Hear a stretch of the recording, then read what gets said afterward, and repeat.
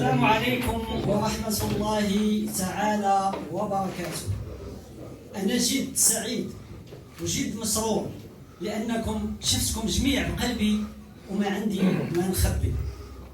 كنشكر المعهد العالي للصحافة والإعلام اللي تاح لنا الفرصة حتى حنا الأشخاص العميان.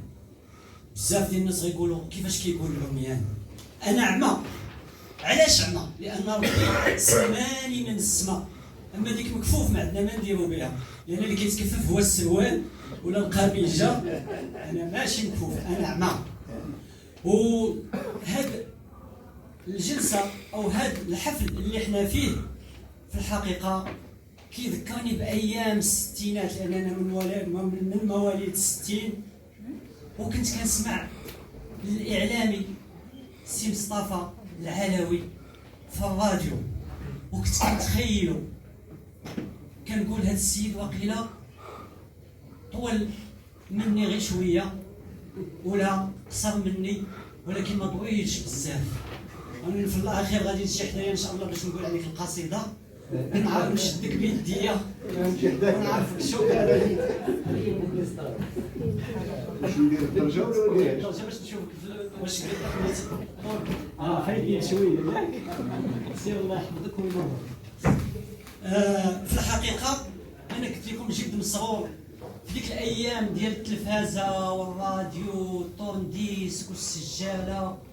كنا كنسمعوا السي مصطفى العلوي وكنتبعوه باذن صاغيه حتى كيسالي الكلام ديالو في البورطاجات ديالو.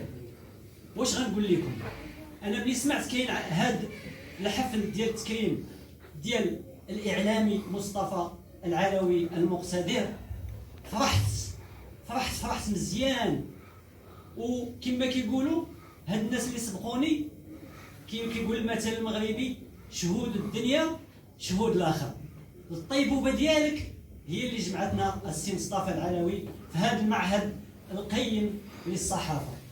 وفي حقك انضمت قصيده تحت عنوان الإعلامي مصطفى العلوي. الإعلامي مصطفى العلوي، المعهد العالي للصحافة والاتصال نظم، حفل تكريم لصحافي مقتدر نجم. لا فض فوك ألفيناك شهم،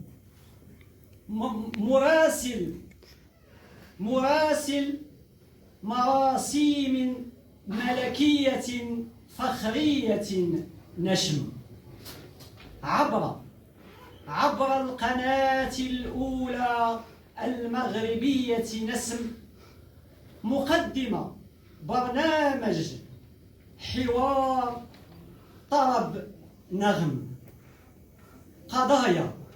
قضايا متنوعة اجتماعية سياسية نهم، أسئلتك ذكية كافية مزيحة عتم.